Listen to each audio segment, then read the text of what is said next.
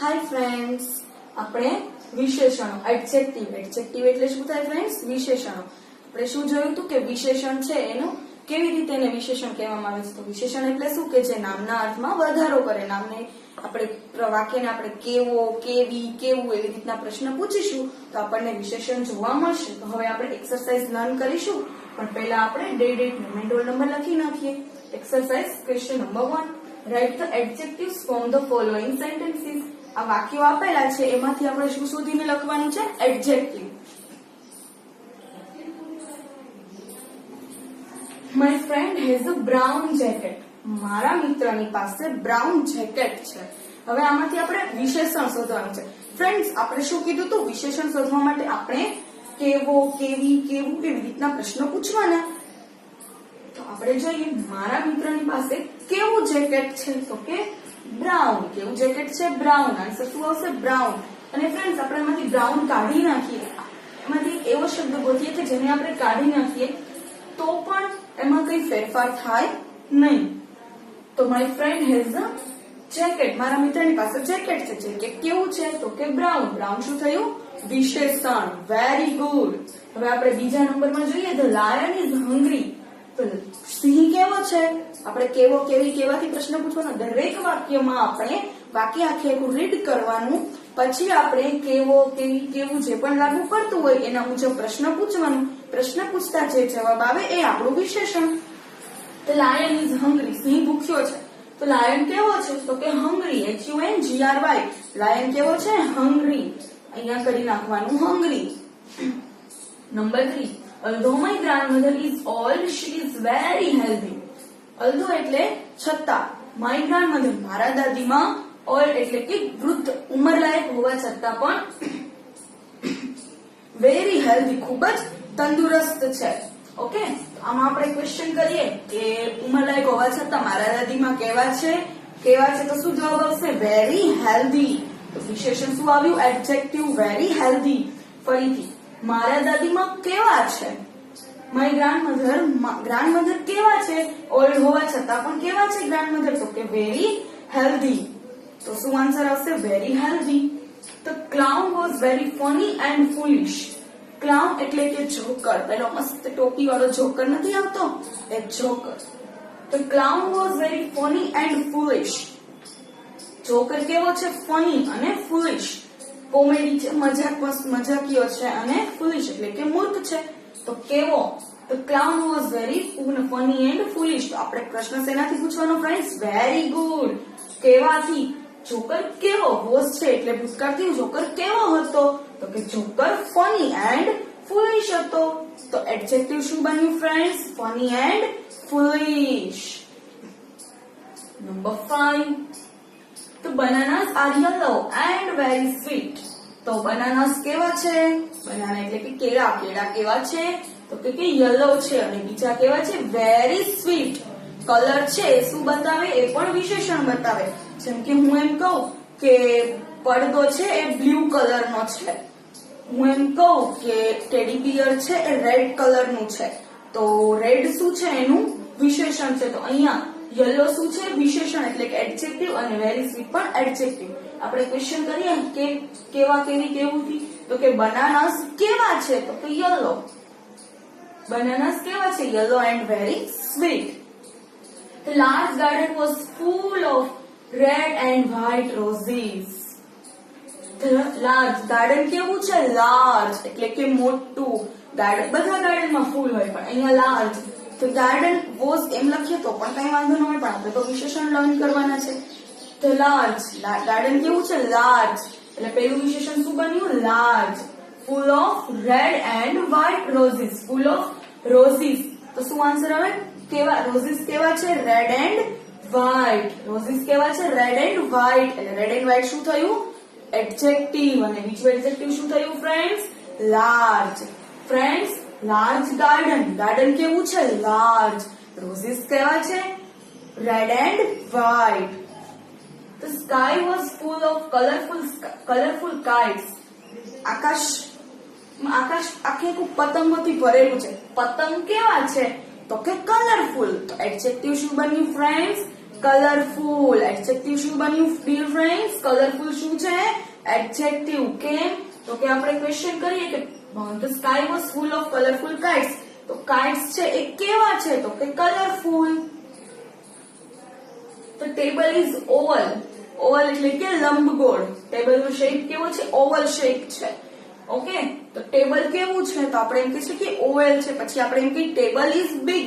Table મોટું છે તો બિગ શું થયું?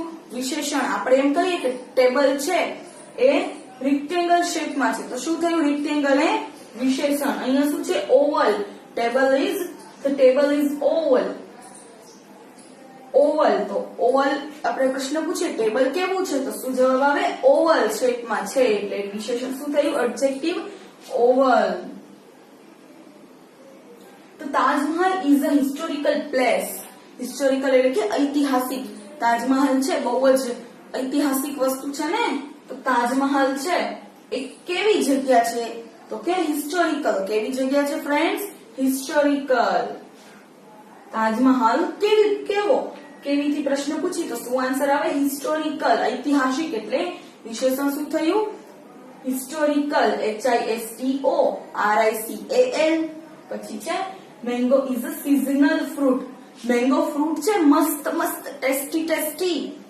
અને એ કેવું ફ્રૂટ છે? સિઝનલ એટલે કે ઋતુ પ્રમાણે આવતું ફળ. મેંગો આપણને કઈ સિઝનમાં ખાવા મળે? સમર સિઝનમાં. પછીની સિઝનમાં ખાવા મળે નહીં. Mango is a seasonal fruit. Mango કેવું ફ્રૂટ છે? તો સિઝનલ. પછી mango is a juicy fruit. તો મેંગો કેવું ફ્રૂટ છે? જ્યુસી. તો જ્યુસી પણ શું થયું? એડજેક્ટિવ. અહીંયા સિઝનલ શું થયું? એડજેક્ટિવ. સમજાણું ફ્રેન્ડ્સ? ફરીથી આપણે કોઈ પણ વાક્યમાં વિશેષણ શોધવા માટે આપણે એ વાક્યમાં જે નામ છે ને આપણે કેવો, કેવી, કેવું એવી રીતનો પ્રશ્ન પૂછીએ તો આપણને એકદમ આરામથી જે વિશેષણ છે એ મળી જાય. Okay,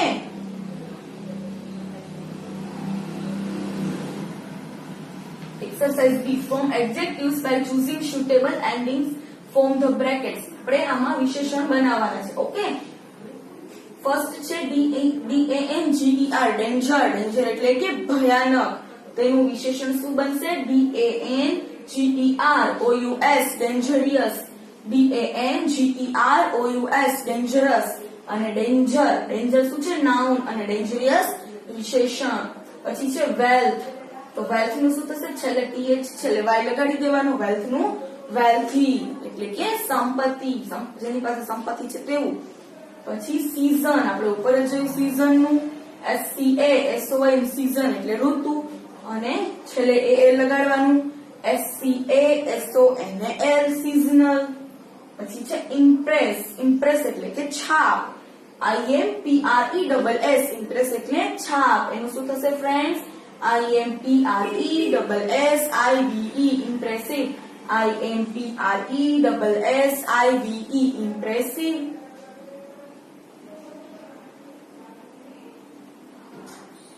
number 5 accept. એક્સેપ્ટ એટલે કે સ્વીકારવું. ACCEPT. તો એનું શું થશે? એક્સેપ્ટેબલ. ACCPTABLE. એક્સેપ્ટેબલ.